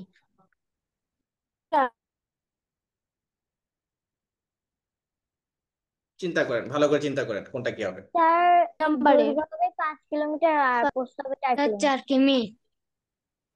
দেখেন আমি আপনাদেরকে একটু দেখাই একটা জিনিস। আমাদের এখানে দেখেন এই যে সম্পূর্ণ দৈর্ঘ্যটা, এটাকে 4টা ভাগে ভাগ করে ফেলছি না আমরা, 1 2 3 4, টোটাল 4 ছিল। দেখেন প্রত্যেকটা 1 কিলোমিটার, এক 3 কিমি। Kilometre, 1 kilometre, 1 kilometre, total 4 kilometre আমাদের ভাগ হয়ে গেছে। তার মানে এই দৈর্ঘ্য প্রস্থ সবগুলোই আমাদের আলাদা আলাদা ভাগ করে ফেলেছি। এখন এই প্রথমটার ক্ষেত্রে যদি ধরি, প্রথমটার দেখেন লম্বালম্বি আমাদের 5 কিলোমিটারের ছিল, এটা আমরা পেয়ে গেছি। পাশাপাশি ছিল আমাদের 1 কিলোমিটার, সুতরাং 5 গুণন 1 সমান সমান 5 কিলোমিটার, প্রথমটার কাজ শেষ। দ্বিতীয়টার ক্ষেত্রে আসি, দ্বিতীয়টারও পাশাপাশি 1 কিলোমিটার, সেটা আমরা বুঝতে পারতেছি, কিন্তু উপরে নিচে বা এইখান থেকে এই যে ক্ষেত্রটা, এইটা আর পাশেরটা কি একই রকম লম্বা? এটা দৈর্ঘ্য কি একই রকম? একটা একটাকে ছোট হচ্ছে না? তাহলে কতটুকু ছোট হচ্ছে সেটা বলেন। 1 কিলোমিটার। 1 কিলোমিটার করে। 1 কিলোমিটার ছোট হয়ে যাচ্ছে, তো 1 কিলোমিটার কিলোমিটার। ছোট হয়ে গেলে তাহলে এটা কয় কিলোমিটার হয়ে যাবে? 4 কিলোমিটার হয়ে যাবে না স্যার, লম্বাটা? 4 কিলোমিটার। এক্স্যাক্টলি, তাহলে দ্বিতীয়টা লম্বা হচ্ছে 4 কিলোমিটার, প্রস্থ 1 কিলোমিটার ছিল, এটা আমাদের 4 কিলোমিটার। তাহলে তৃতীয়টাতে আসেন, তৃতীয়টাতে আরো 1 কিলোমিটার কমে তিন গেছে, কি- তিন তাহলে বর্গ কিলোমিটার। কিলোমিটার। এটা হবে 3 গুণন 1 সমান সমান 3 কিলোমিটার, আর লাস্টে দেখেন এটা আরো 1 কিলোমিটার কমে গেছে, সুতরাং 2 গুণন 1 দুই সমান সমান কিলোমিটার 2।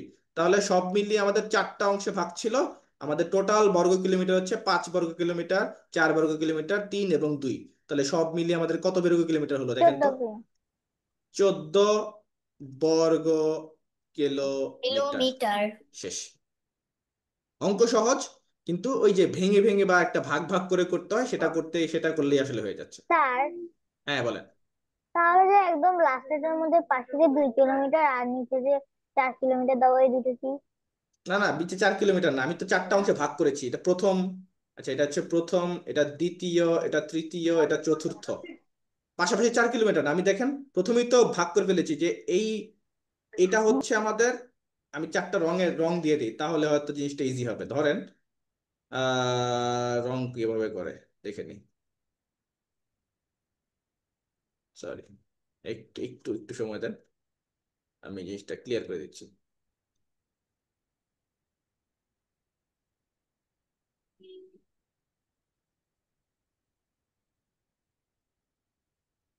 ধরেন আমাদের টোটাল হচ্ছে ব্যাপারটা এরকম যে এটা একটা, এরপরে হচ্ছে এটা আরেকটা, এইটা একটা, আর হচ্ছে ধরে নিলাম এই অংশ হচ্ছে আরেকটা, 4টা অংশ। সো আমরা যখন অঙ্ক করতেছিলাম আমাদের এই সবগুলো মিলিয়ে ছিল 4 কিলোমিটার, কিন্তু প্রত্যেকটা যখন ভাগ করেছি, প্রত্যেকটা ভাগেই পরে গিয়েছে, প্রত্যেকটা ভাগে আমাদের 1 কিলোমিটার, এটা 1 কিলোমিটার, এটা 1 কিলোমিটার, এটা 1 কিলোমিটার, এটা 1 কিলোমিটার। এই লালের যেটা, এটা লম্বায় ছিল 5, পাশাপাশি 1 সমান সমান 5 কিলোমিটার। হলুদ যেটা, এটাও দেখেন লম্বায় ছিল আমাদের 4 কিলোমিটার, পাশে ছিল 1 কিলোমিটার, সমান সমান 4 কিলোমিটার। এটা হচ্ছে লম্বায় 3 কিলোমিটার, পাশে 1 কিলোমিটার সমান সমান 3 বর্গ কিলোমিটার। এটা দেখেন লম্বায় 2 কিলোমিটার, মিটার এটা এক দুই কিলোমিটার সমান সমান কিলোমিটার 2 কিলোমিটার। তাহলে এই সম্পূর্ণটা 2 বর্গ কিলোমিটার, 3, 4, 5 সবগুলোকে আমি যোগ করি, তাহলে 14 বর্গ কিলোমিটার অ্যান্সার চলে আসে। বুঝতে স্যার পেরেছি? স্যার এখানে যে আপনি পাশেটা ধরছেন আর সবগুলাতে যে এক এক করে কম করছেন, তাহলে তো এই যে লাস্টেটাতে আসলে এটা হবে আপনার 2 গুণ 2। 2 গুণ 2 কেন হবে? প্রথমটা দেখেন, প্রথমটা লম্বায় 5 কিলোমিটার, এরপরটা লম্বায় 4 কিলোমিটার, এরপরটা লম্বায় 3 কিলোমিটার, এরপরটা লম্বায় 2 কিলোমিটার। এই 2 কিলোমিটার তো লম্বা দেওয়া আছে, এটা মিলে গেছে আর কি। ধরেন এখানে 2 দেওয়া ছিল না, তাহলে 2 কিলোমিটার লম্বায় হতো না। এখানে এক পাশে লম্বায় 5 কিলোমিটার দেওয়া আছে, এখানে লম্বায় 2 কিলোমিটার আছে, প্রত্যেকটা এক এক এক এক করে বেড়েছে। এই যে 2 যেটা, এটা কিন্তু পাশে না, এটা লম্ব, দৈর্ঘ্য এবং প্রস্থ। বুঝি নাই? ধরেন আপনি পাশাপাশি ধরেন, এভাবে ধরেন, আপনি চিন্তা করেন যে এভাবে আহ, আপনাকে ধরেন আমি এটা আলাদা অন্য অন্য আরেক ভাবে ধরেন, আপনি এইভাবে চিন্তা করেন যে পাশাপাশি যদি করতেন তাহলে ঘটনা কি হতো।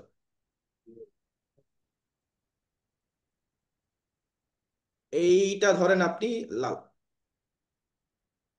এরপর আপনি ধরেন এইভাবেই চিন্তা করেন যে উপরে নিচে না হয়, এইভাবে চিন্তা করেন এতটুকু, এরপরে হচ্ছে এইভাবে ধরেন এতটুকু, এরপরে হচ্ছে এইভাবে ধরেন এতটুকু। এটা আপনি ধরে নেন। এখন আমাকে আপনি নিজেই বলেন যে বাকিটা আসলে কি হওয়া উচিত। এই যে লাল যে ক্ষেত্রটা, এটা দৈর্ঘ্য কত আর প্রস্থ কত? 4 কিলোমিটার আর 2 কিলোমিটার, ছোট 8 বর্গ কিলোমিটার হয়েছে, হইলো। এবার অন্যদিকে আসি, হলুদ আর লাল এই দুটা দৈর্ঘ্য কি সমান? সমান না। কতটুকু করে কমছে দেখেন তো। এটা আমাদের 4 কিলোমিটার ছিল, এরপর এখানে এক 1 কিলোমিটার কিলোমিটার করেছে, করে এক কমছে। এক এক করে কমছে। সো একে এখানে এক যদি এক এক করেই কমে, তাহলে এক এক করে কমলে এটা আগে ছিল 4 কিলোমিটার, যদি আপনি দৈর্ঘ্য ধরতেন, পরেরটা 3 কিলোমিটার হয়ে যাওয়ার কথা না? এরপরটা 2 কিলোমিটার হয়ে যাওয়ার কথা। এরপরটা আমাদের 1 গুণন 1, তাহলে দেখেন তো এখানে 3, এখানে 2, এখানে 1, তো ওই ঘুরে ঘুরে আপনার ওই 14 কিলোমিটারই আসতেছে, সমান সমান 14 বর্গ কিলোমিটার। সবগুলো যোগ করলে, এইভাবে যোগ করলে 14 আসবে, উপর নিচে যোগ করলেও 14 আসবে। আমরা উপর নিচে যোগ করে লম্বা যে 5 ছিল, 5 থেকে কমতে কমতে কমতে কমতে 2 পর্যন্ত এসেছে। লম্বায় 5 ছিল, এরপরটা 3 বর্গ কিলোমিটার, এরপরটা 4, 4, 3, এই 2 কিলোমিটার। এই দুইটা এখানে লিখে দিয়েছে যাতে দুইটা কম্পেয়ার করা যায় ইজিলি। এই দুই মানে ওই লম্বটাই। বুঝতে পেরেছি? Yes sir. Okay, fine. এই ম্যাথটা যদি বুঝতে পারি, তাহলে আমি আরেকটা ম্যাথ দিচ্ছি, ওইটা আপনারা নিজেরা ট্রাই করবেন, দেখেন। এই ম্যাথটা দেখেন তো নিজেরা ট্রাই করে পারেন কিনা। এটাও সহজ। এই সমগ্র ক্ষেত্রের ক্ষেত্রফল আপনারা নির্ণয় করবেন।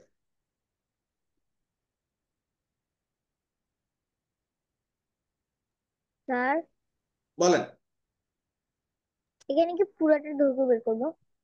পুরোটার ক্ষেত্রফল নির্ণয় করবেন, সম্পূর্ণ ক্ষেত্রের ক্ষেত্রফল নির্ণয় করবেন আপনারা। Okay sir. ওকে।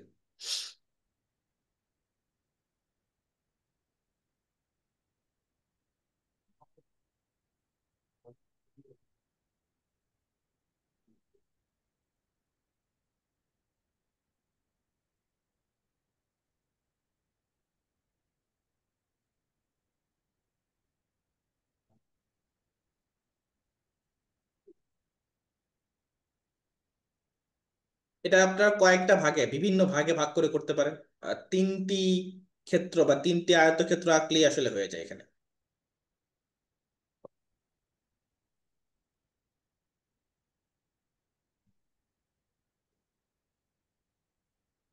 দুই ভাবে দেখাবো আপনাদেরকে, তাহলে আপনাদের যেটা ইজি হয় সেটাই আপনারা করবেন। এক হচ্ছে সবগুলো আলাদা আলাদা ক্ষেত্র বের করে করা, যোগ করে, আর এটা হচ্ছে বিয়োগ করেও চাইলে করা যাবে, সেটা আমরা আপনাদেরকে দেখাই দিই।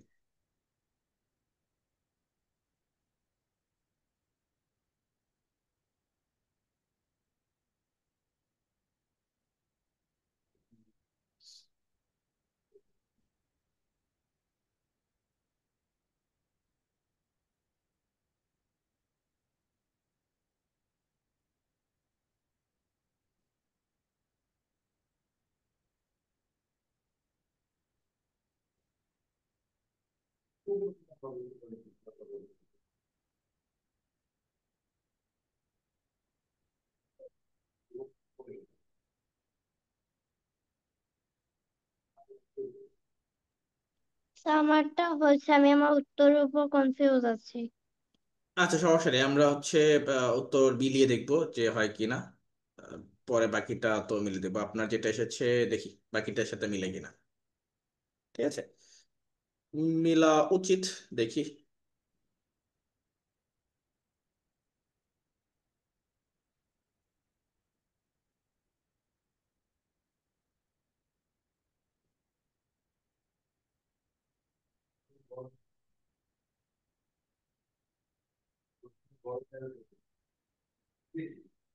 ঠিক আছে, জাহিন, জাহিন তো, হ্যাঁ জাহিন যেটা করেছেন ঠিক আছে, গুড, ভেরি গুড।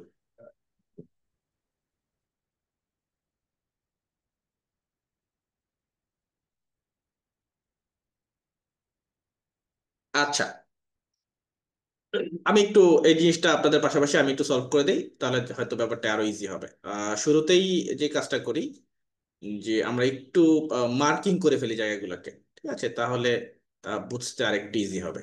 ধরেন এই অংশটাকে আমরা এখানে একটা আয়তক্ষেত্র, এই বরাবর যা একটা এতটুকু আমরা রাখি, এটা একটা। দ্বিতীয়ত ধরে নিলাম এই অংশ একটা, সরি, ধরে নিলাম এটা একটা আয়তক্ষেত্র। স্যার একটু ওয়েট করবেন, আমার আর একটু আছে। হ্যাঁ করেন, সমস্যা নেই, আমি আঁকাআঁকি করতে করতে আপনি বের করে ফেলতে পারবেন, সমস্যা নেই। এতটুকু একটা। আর তৃতীয়ত দেখেন এখানে একটু খালি জায়গা আছে, ধরে নিলাম এইটা হচ্ছে আমাদের আরেকটা আয়তক্ষেত্র। সুতরাং মূল কথা হচ্ছে এই যে তিনটি আয়তক্ষেত্র সবগুলোরই পরিমাপ দেখেন সাইডে সাইডে দেয়া আছে, ওই সবগুলো আয়তক্ষেত্রের ক্ষেত্রফল বের করে, এত আয়ান দিয়েছেন, এত বড় তো হবে না, অনেক বড় দিয়েছেন, এত বড় ফরগট মিটার, বর্গ মিটার লিখতে গিয়ে আপনি ফরগট মিটার লিখে ফেলছেন। ফরগট মিটার মানে ভুলে যাওয়া মিটার, আপনি আয়তক্ষেত্র ভুলে গেছেন। আচ্ছা, এই যে দেখেন আমরা চারটি আলাদা আলাদা অংশ করে ফেললাম, তিনটি আলাদা আলাদা অংশ করে ফেললাম। এখান থেকে আমরা চাইলে বাকি মানটা বের করতে পারবো। এখন আসি, এই যে লাল রঙের যে ক্ষেত্রটা, এটা আপনি এখানেই দেখেন দুইটা মান দেয়া আছে পাশাপাশি। এটা যদি আমি দৈর্ঘ্য ধরি, দৈর্ঘ্য কত? 40 মিটার। আর প্রস্থ কত দেখেন, পাশে 20 মিটার লেখা আছে। 40 আর 20 গুণ করলে কত হয়? 800 বর্গ মিটার, তাই না? এরকমই হওয়া উচিত। এই নীল রঙেরটা দেখি, নীল রঙেরটার মধ্যে এইখানে কিছু একটু একটু টেকনিক্যালি আপনাদেরকে করতে হবে। পাশাপাশি এই যে দেখেন, আপনাদের ভুলটা কোথায় আমি বলে দিই। এই যে নিচে 55 লিখা, আপনাদের মনে হয় যে মাঝখানে ট্রায় দৈর্ঘ্য বা প্রস্থ মনে হয় 55, না। 55 হচ্ছে সম্পূর্ণ বাহুর দৈর্ঘ্য হচ্ছে 55 মিটার। তো এর মধ্যে বাকিগুলো ছোট ছোট অংশে ভাগ করা আছে। তার মানে মাঝখানে যে এই অংশটা রয়েছে, নীল রঙের অংশটা, এটার প্রস্থ হচ্ছে 20 মিটার, উপরে দেওয়াই আছে। তাহলে দৈর্ঘ্য কত? এবার দৈর্ঘ্য আসি, এই দৈর্ঘ্যটা কার সাথে সম্পর্কিত? দেখেন এই দুই পাশে লম্বা লম্বির সাথে সম্পর্কিত। এখন আমি যদি সম্পূর্ণ দৈর্ঘ্যটার কথা একবার চিন্তা করি, যে সম্পূর্ণ দৈর্ঘ্যটা কতটুকু দেওয়া আছে, একদম নিচ থেকে উপর পর্যন্ত, নিচ থেকে উপর পর্যন্ত দেখেন 40 মিটার, এখানেও 40 মিটার লেখা আছে, এখানেও 40 মিটার, মানে সম্পূর্ণটা 40 মিটার। তো এর মধ্যে, এই 40 মিটারের মধ্যে উপরের এইটুকু আছে 25 মিটার। তাহলে নিচের লম্বাটা দৈর্ঘ্য কত? 40 থেকে 25 বাদ দিলেই বাকিটা বের হওয়ার কথা না? তাহলে নিচেরটা কত দেখেন তো, 15 কিনা? 40 মিটার থেকে যদি 25 মিটার বাদ দিই, তাহলে নিচেরটা দৈর্ঘ্য 15 মিটার আসে না? তাহলে 15 গুণ 20 আসলে কত দেখেন তো? 300 বর্গ মিটার।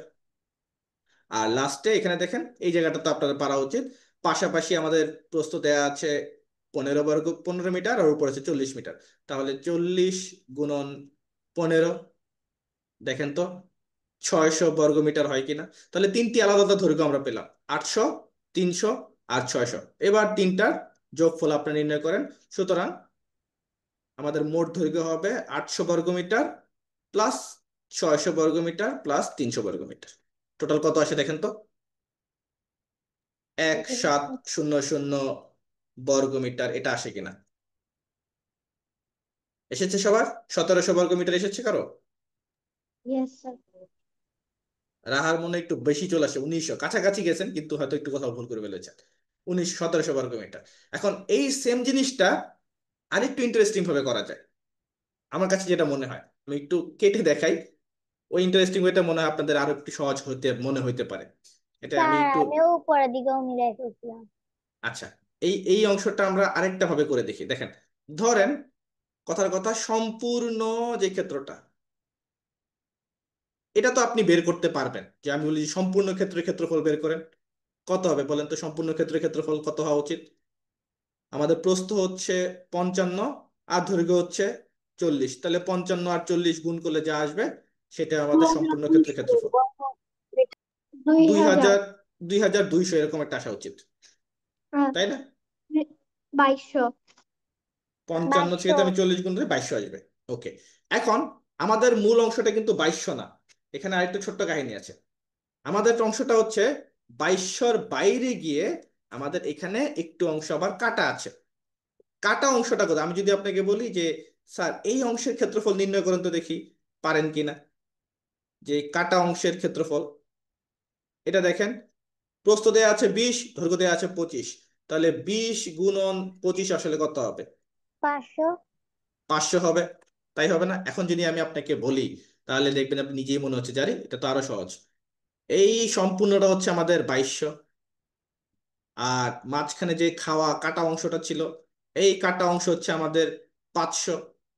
তাহলে দেখেন সম্পূর্ণ থেকে কাটা অংশ যদি আমি বাদ দিয়ে দেই, তাহলে আমার অ্যান্সারটা চলে আসতেছে কিনা।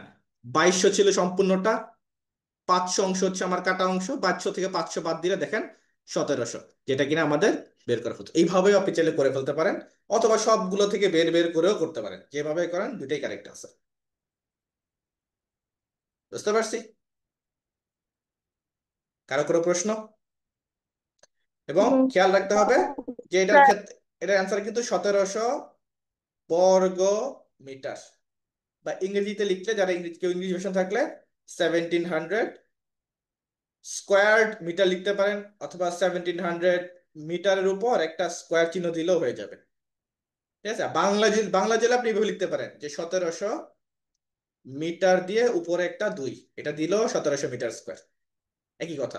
এখন এটা স্কোয়ারের ব্যাপার যেহেতু আপনাদের ক্লাসে না, আপনারা বর্গ মিটার আছেন, বর্গ মিটারে লিখেন, না হলে শুধু শুধু কনফিউজড হয়ে ভুল টুল করে ফেলবেন। ঠিক আছে, তো এই হচ্ছে আমাদের এই ম্যাথ প্রবলেমটা। আশা করি এটা আসলে বুঝতে পেরেছেন, সহজ একটা ম্যাথ প্রবলেম ছিল। স্যার, বলেন। 2200 থেকে না 500 বিয়োগ করবো? হ্যাঁ, 2200 থেকে 500 বিয়োগ করেছে, 1700 আসছে। ওকে, তো এটা তো আমরা করলাম। এর পরের ম্যাথটা এখন হচ্ছে একটু পেরিমিটার এবং প্যারালেলোগ্রাম নিয়ে। প্যারালেলোগ্রাম হচ্ছে আমাদের আহ আয়ত, আমাদের যে আয়তক্ষেত্র বলেছিলাম আয়তক্ষেত্রের সাথে সম্পর্কিত, মানে সামান্তরিক হচ্ছে প্যারালেলোগ্রাম। সামান্তরিকের ক্ষেত্রফলের সূত্র যদি জানেন খুব ভালো, না জানলে এটা নোট করে রাখেন। সামান্তরিকের ক্ষেত্রফলের সূত্র হচ্ছে ভূমি গুণন উচ্চতা। ভূমি কোনটা? ভূমি হচ্ছে নিচের অংশটা, এটা হচ্ছে ভূমি আমাদের। আর উচ্চতা হচ্ছে সাধারণত দেয়া থাকে আমাদের, সামান্তরিক উচ্চতা এরকম একটা, এই কর্ণ থেকে নিচ পর্যন্ত এরকম একটা উচ্চতা দেওয়া থাকে। ওই উচ্চতা, অথবা এই দিক থেকে একটা উচ্চতা নিচ পর্যন্ত এভাবে দেওয়া থাকে। সুতরাং সামান্তরিকের ক্ষেত্রফলের সূত্র হচ্ছে ভূমি গুণ উচ্চতা, আর পরিসীমা সূত্র হচ্ছে 4 বাহুর দৈর্ঘ্য, বা ওই আমাদের আয়তক্ষেত্রের যে পরিসীমা ছিল, সামান্তরিকের পরিসীমা দুটোই সেম, কোনো পার্থক্য নেই, 2 গুণন দৈর্ঘ্য যোগ প্রস্থ, বা আপনি বলতে পারেন 4 বাহুর যোগফল। ঠিক আছে, তো সামান্তরিকের ক্ষেত্রফলটা মাথায় রাখেন, এটা একটু ডিফারেন্ট, তো যে ভূমি গুণ উচ্চতা এটা আমাদের অনেক সময় কনফিউজড হয়ে যায়। এলা সমান্তরিক সামান্তরিক সূত্র আপনাদের সংজ্ঞা মনে আছে? যে যে আয়ত, যে চতুর্ভুজের বিপরীত বাহুগুলো সমান এবং সমান্তরাল কিন্তু কোণগুলো সমকোণ নয়, তাকে বলা হয় সামান্তরিক। ওকে, সামান্তরিক গেল। এরপরে আসছি আমাদের রম্বাস। রম্বাসের কথা তো আমরা অলরেডি এই একদম শুরুতেই বলছিলাম। রম্বাসের ক্ষেত্রফলটা এটা আবার ইন্টারেস্টিং। রম্বাসের ক্ষেত্রফল হচ্ছে কর্ণদ্বয়ের গুণফল ভাগ 2, বা 2 গুণ, এটা আপনি এইভাবে লিখতে পারেন যে কর্ণ দ্বয়ের গুণফল ভাগ হচ্ছে 2। এখন কর্ণ কি জিনিস কেউ বলতে পারবেন? কর্ণ কি জিনিস? কোন? স্যার এখানে না, যে বি, বি থেকে ডি পর্যন্ত গিয়েছে এটা একটা কর্ণ, তারপর এ থেকে সি পর্যন্ত গেছে একটা কর্ণ, এই দুইটা কর্ণ যে গুণ করে যে মান পাওয়া যায় তাকে কর্ণদ্বয়ের গুণফল বলে। ওকে, কর্ণ, গুড, ভেরি গুড। কর্ণ হচ্ছে এক একটা বাহু, কিন্তু এই বাহুগুলো ওই 4টা বাহুর বাইরে। কিরকম? দেখেন, এই এ বিন্দু থেকে সি বিন্দু পর্যন্ত, এ থেকে সি পর্যন্ত বিপরীত দুইটা কোণকে যদি আমি একটা বাহু দিয়ে সংযোগ করে দেই, সেই বাহুটাকেই বলা হবে একটি কর্ণ। তাহলে চাইলে আমরা আরো একটা কর্ণ আঁকতে পারি। এই বি এবং ডি বিন্দুতে আমরা যদি এই দুটা বিপরীত কোণকে একটা বাহু দিয়ে সংযোগ করে দিই, একটা ক্রস আঁকি, এই বাহুর দৈর্ঘ্যটাকে বলা হবে আরো একটি কর্ণ। সুতরাং কর্ণদ্বয়ের গুণফল মানে হচ্ছে এই দুটি যে ক্রস একটা চিহ্নের মতো হয়েছে দুইটা কোনাকুনি বাহু, এদের যে বাহুর দৈর্ঘ্য, এই দুইটা বাহুর দৈর্ঘ্যের গুণফলকেই বলা হবে কর্ণদ্বয়ের গুণফল। ঠিক আছে? তো কথার কথা, একটা বাহুকে যদি আমরা D1 ধরি আর একটা D2 ধরি, তাহলে অ্যান্সারটা হবে D1 এর সাথে D2 গুণ করলে, এটাকে 2 দিয়ে ভাগ করলেই হবে আমাদের কর্ণদ্বয়ের গুণফল। কর্ণদ্বয়ের গুণফল ভাগ 2। বুঝতে পেরেছি? বা আপনি এটা এভাবে লিখতে পারেন যে আহ, এভাবে লিখা যায়, আপনি যদি চান যে এক, এভাবে না, প্রথম কর্ণ এভাবে লিখেন, যে আপনি চাইলে এই জিনিসটাকে এভাবে যে লিখতে পারেন যে প্রথম কর্ণ গুণন দ্বিতীয় কর্ণ ভাগ 2। তো এত বড় না লিখে আমরা একবার লিখে ফেলি যে কর্ণদ্বয়ের গুণ, যেহেতু কর্ণদ্বয় মানে কি দুইটা কর্ণ, তো কর্ণদ্বয়ের গুণফল ভাগ 2। এই হচ্ছে আমাদের রম্বসের ক্ষেত্রফলের সূত্র। এটাও ইম্পর্টেন্ট কারণ এই সূত্রটা একটু ডিফারেন্ট।